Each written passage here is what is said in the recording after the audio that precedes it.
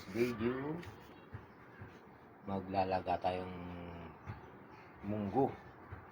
Siyempre, yung traditional na ginagawa natin sa munggo, ilalagyan natin ng asin. Lalamasin natin ng asin. Para sa ganun, walang bunal. Sabi nila yung mga matitigas.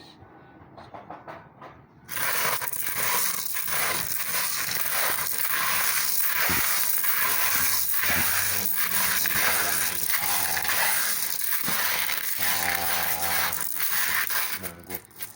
Nilalamas na rin asin.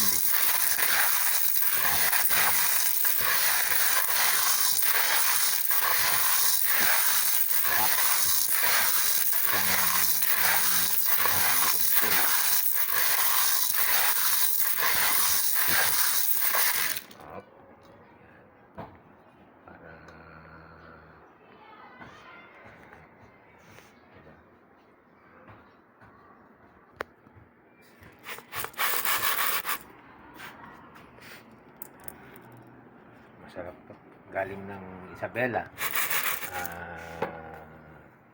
Padala nung isang bayaw natin doon. Thank you sa mga nagbigay. Pamilya Ordonio. Ordanza pala. Sorry. Ordanza. Sa Aurora. Kabatuan. Thank you.